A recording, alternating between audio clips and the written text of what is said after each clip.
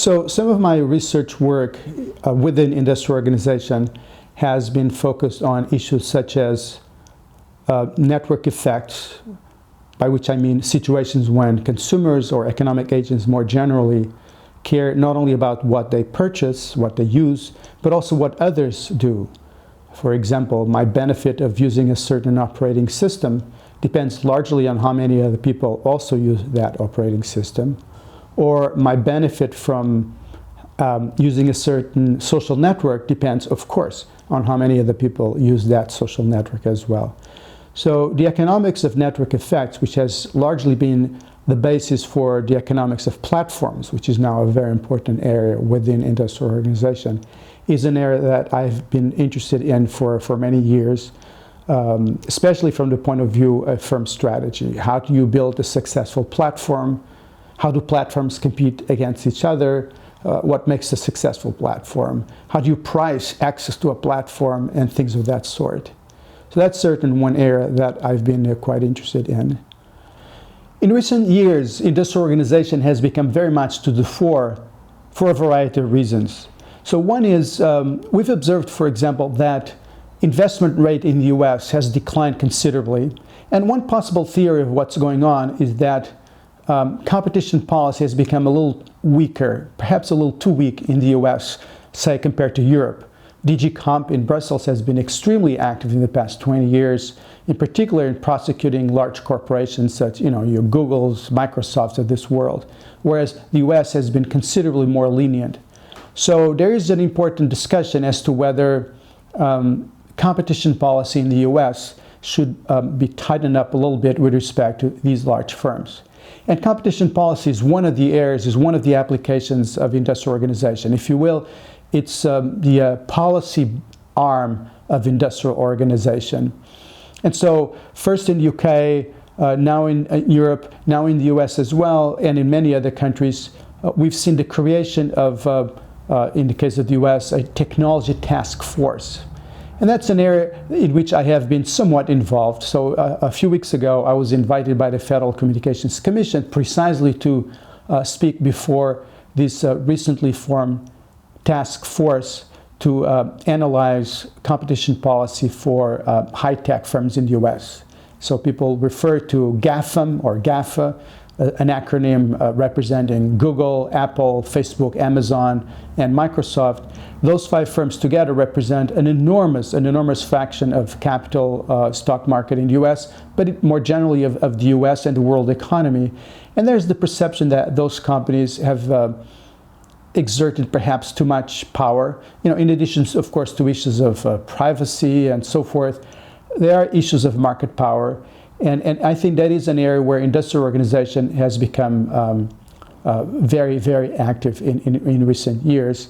And I kind of look forward to seeing developments in this area in the years to come, hopefully to bring the level of competition back to levels that are more appropriate for innovation and for more generally consumer welfare. So it's a bit of a cliche to say that the internet has changed the world, but it's true. And in particular, it has changed markets considerably. Many markets are now online markets when they used to be offline markets. And this has had a very big impact in the way firms interact with each other, and in particular, firms interact with consumers. So we're in the era of big data. And what big data means in this particular context is that firms now know a lot more about their consumers than they used to. They have a very complete history, not only of consumer purchases, but also of consumer searches, of consumer clicks online, and so forth. And this changes the nature of the game considerably. And this is one area where industrial organization is kind of at the boundary of economics and marketing, and there's been a lot of work dealing with these sort of issues. For example, in this world of big data, firms are able to price differently to different consumers to the point that almost you can have personalized pricing, that you have a very specific treatment of an individual consumer. Now, this is important for a variety of reasons. firms can extract a lot more value from consumers, because I know that if you're willing to pay more for a product, I will be able to price it higher. It also is the source of value creation, because consumers can have access and can have recommendations of products that fit their preferences considerably better. We see that with Netflix, we see that with Amazon, we see that with a variety of so-called platforms which are bringing a lot of value to consumers. Now, from the point of view of competition policy, this is going to raise a lot of issues.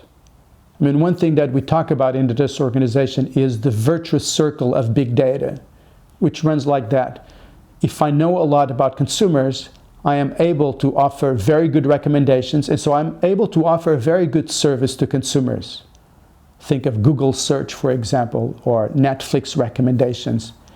Now, if I offer a very good service to consumers, then I will be able to attract more consumers.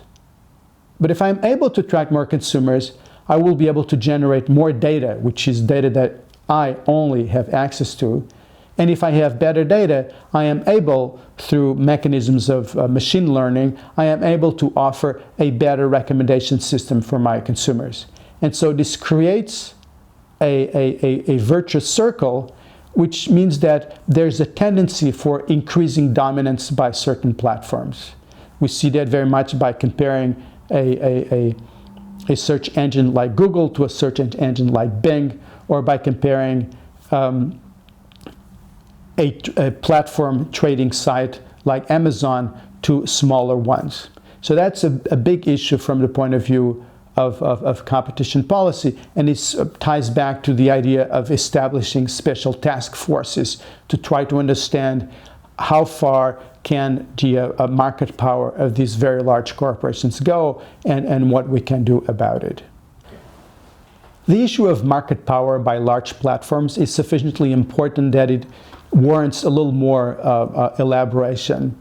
But one concern that we have is that dominant platforms like Amazon are able not only to offer a very good match of needs to specific consumers, but they're also able to, by creating their own products, create an additional value for themselves.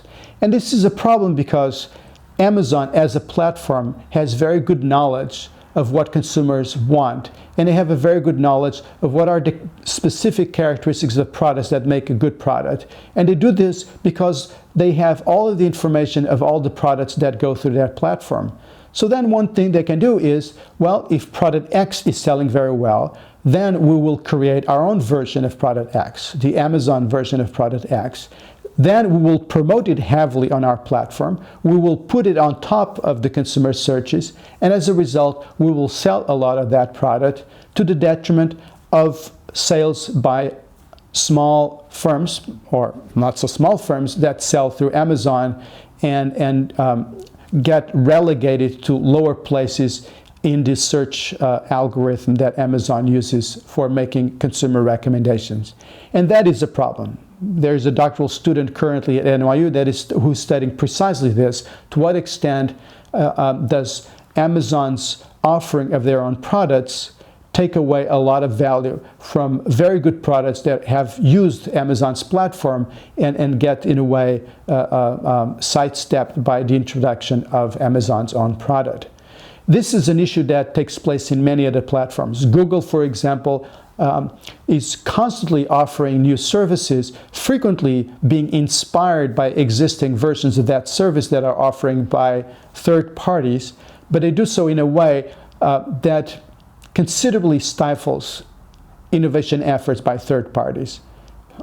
In fact, people talk about the shadow of Google effect, the idea that what are my incentives for creating a new service if Google is going to offer their own version and they're going to integrate that into the suite of Google services to an extent that I will never be able to successfully and profitably bring my own innovation to the market. In other words, they have the power to favor their own product to the detriment of competing products. And so this is a big problem nowadays when it comes to the dominance of large platforms, is that frequently those large platforms also offer products or services that they can benefit in detriment of third-party products or services.